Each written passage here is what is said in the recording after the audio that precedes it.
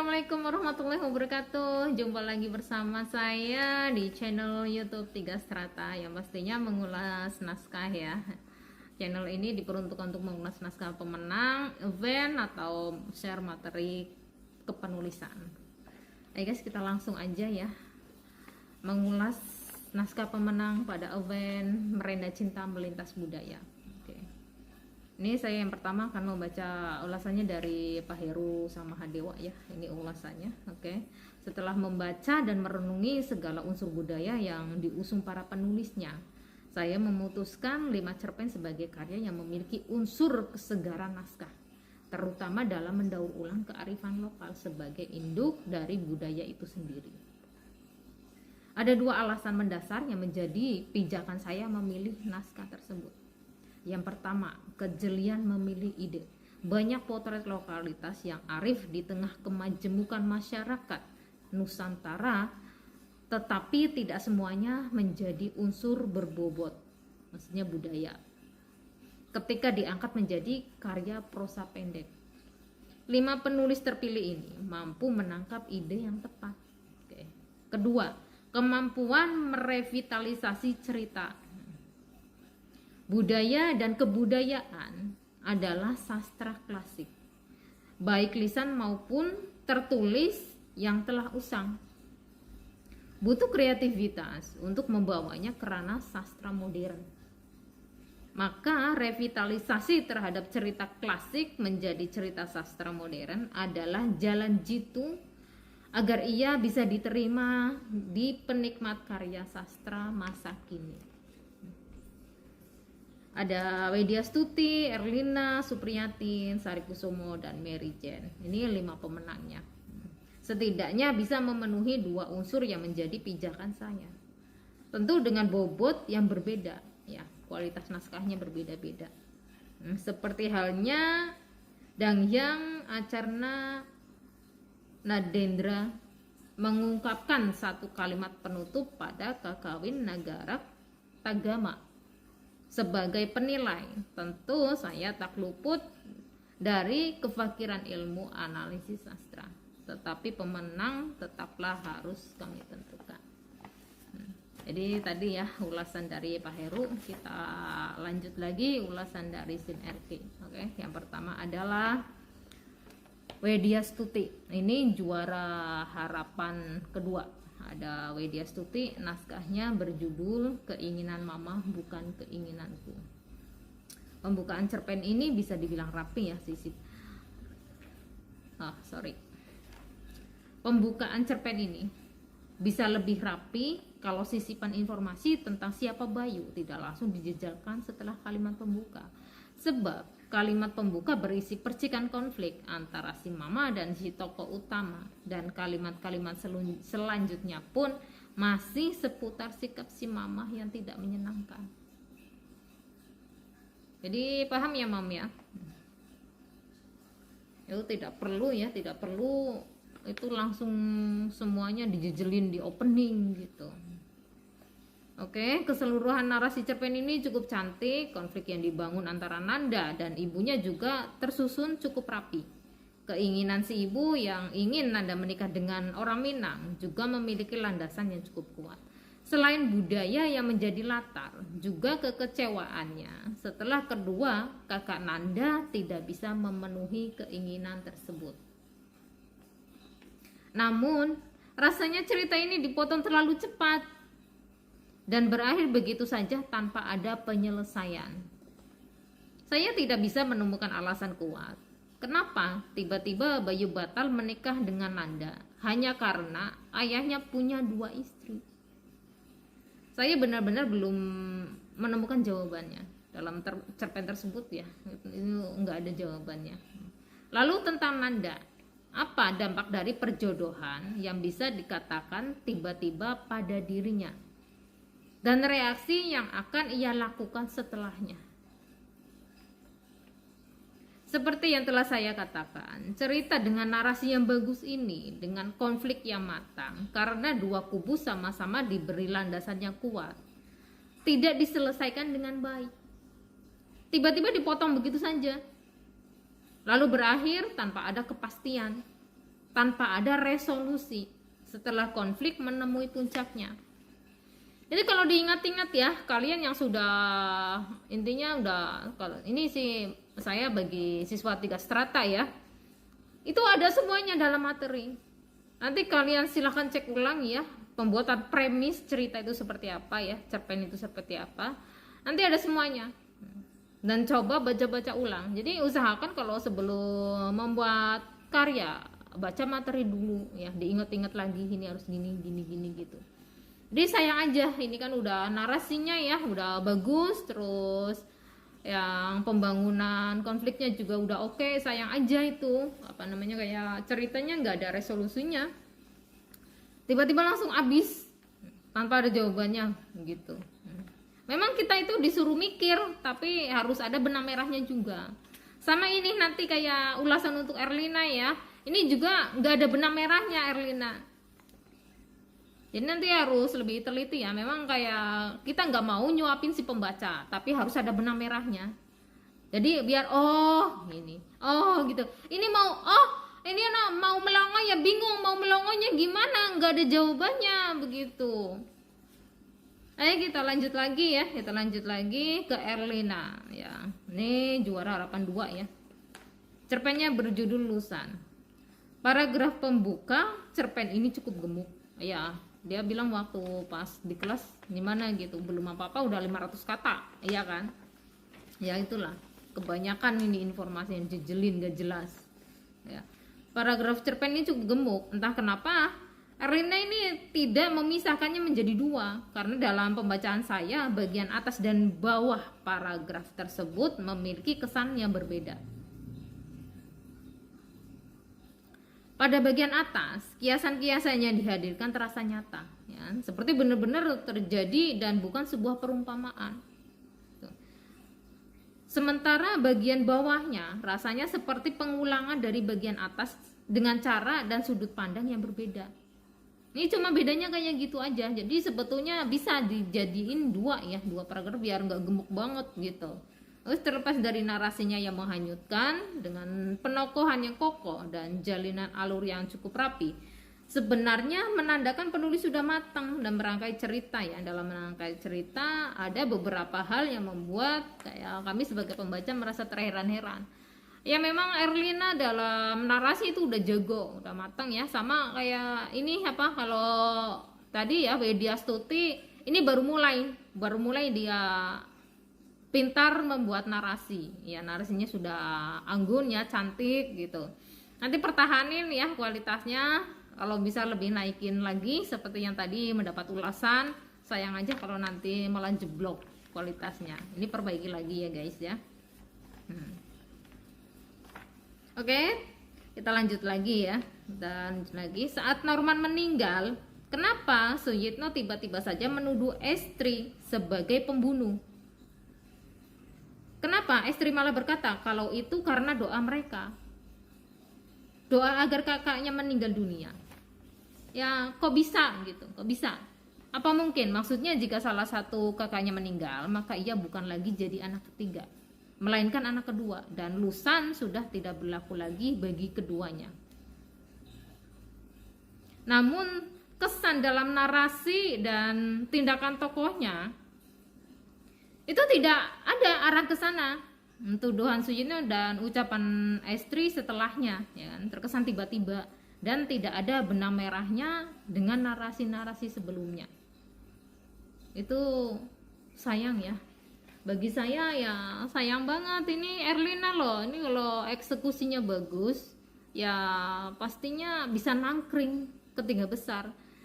Ini ulasannya aja baru setengah, ini baru setengah, masih panjang. Kesalahannya kali ini banyak banget ya Erlina ya dibuatnya. Kalau tadi Widya Stuti itu juga hampir sama, hampir sama. Ini ada 5 naskah, tapi kesalahan yang sama malah ditulis oleh 4 orang. Jadi kalian nanti lebih selektif lagi ya, lebih teliti dalam menggarap penggarapan, matangkan. Sayang aja gini. Oke, kita lanjutkan ulasan untuk naskah Erlina. Ini panjang banget karena banyak kesalahannya. Dan ketika tuduhan Suyitno dan jawaban Estri di atas belum selesai, penulis tidak melanjutkan pembahasan tersebut. Ya, dimana seharusnya masih ada agar tidak mengambang.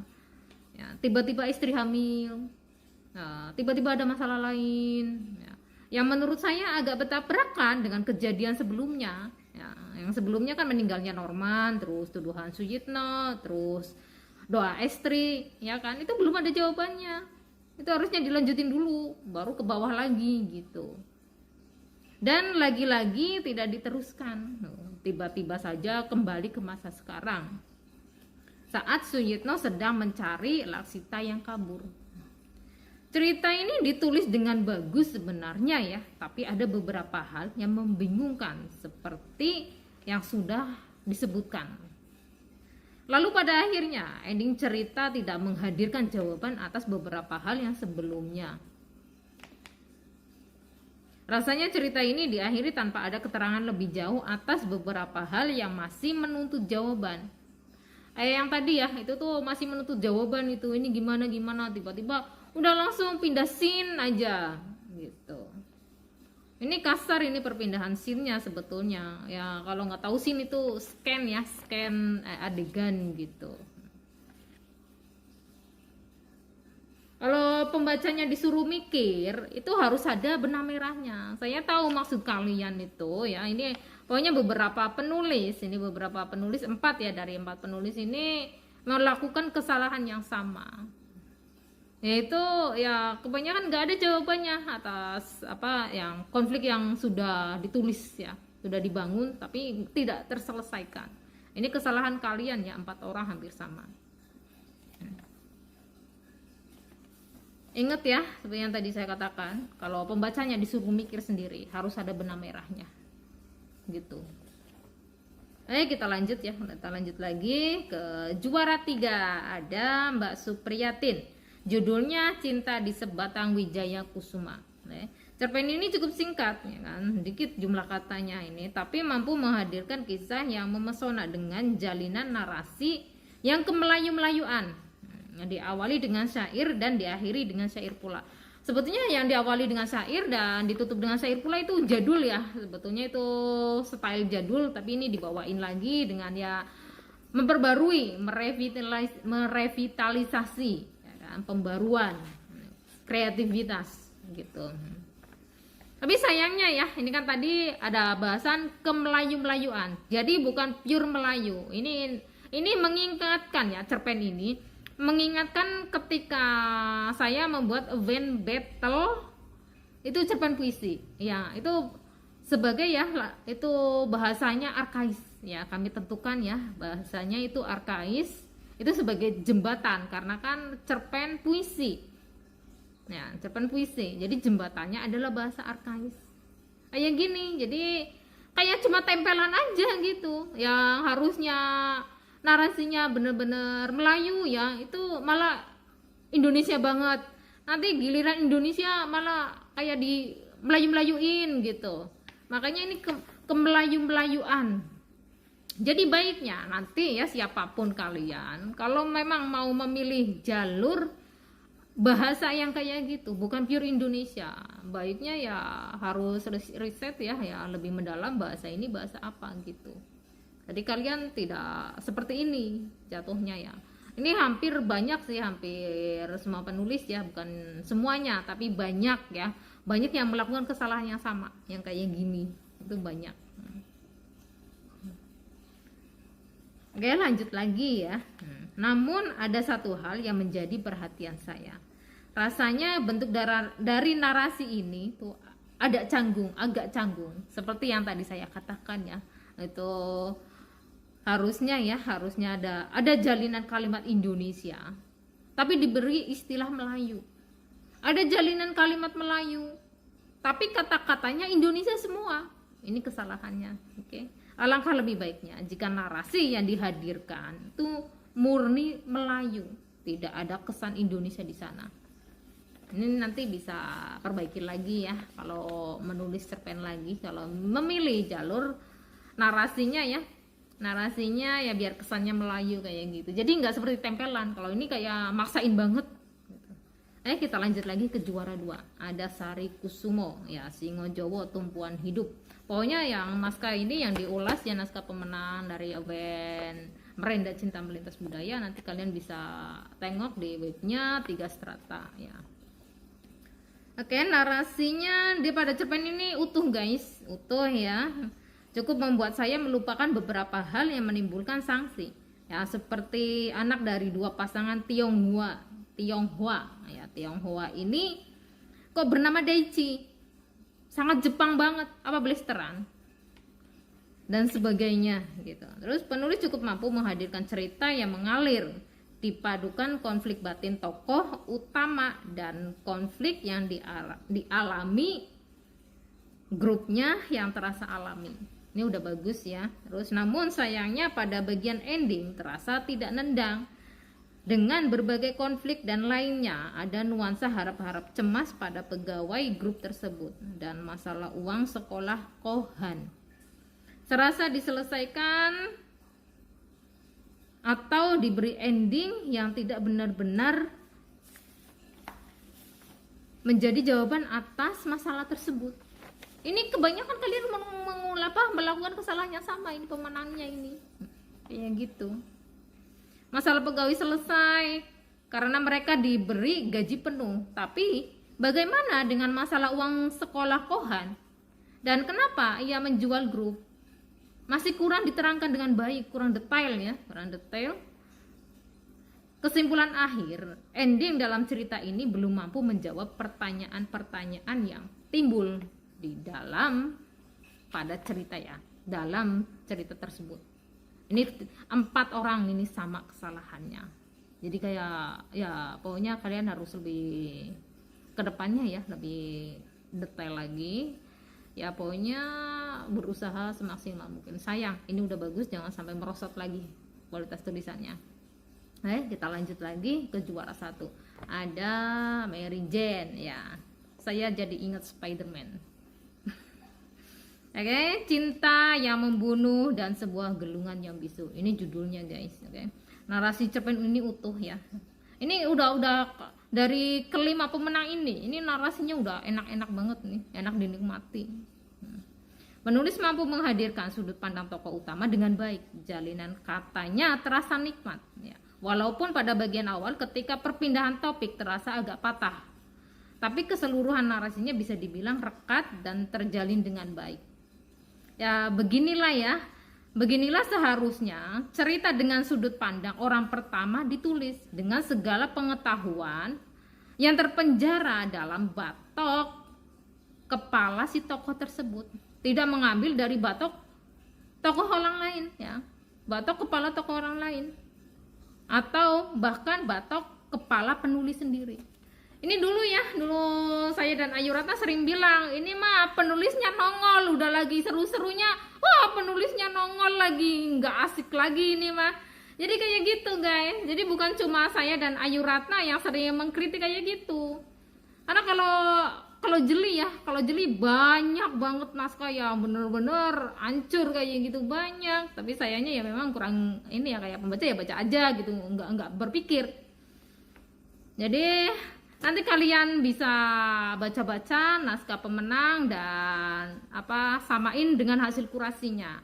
Jadi biar kalian tahu gitu. Oh, ternyata kurasinya begini, ternyata narasinya begini gitu, alurnya begini. Hai guys, thank you ya. Terima kasih untuk semuanya dan inilah hasil kurasinya untuk semua. Ini cukup panjang durasinya karena ya memang banyak kesalahannya. Jadi gini, yang menang aja banyak kesalahannya, apalagi yang kalah gitu. Ya udah, itu bikin pusing. Bisa lebih 20 menit satu cerpen dibabat itu. Tapi ya cuma satu kata udah hancur udah. Jadi terima kasih ya, sampai jumpa pada kesempatan yang akan datang dan semoga puasanya lancar pada tahun ini. Selamat untuk kalian semua dan terima kasih untuk kawan-kawan yang sudah berpartisipasi dalam event Tiga Strata.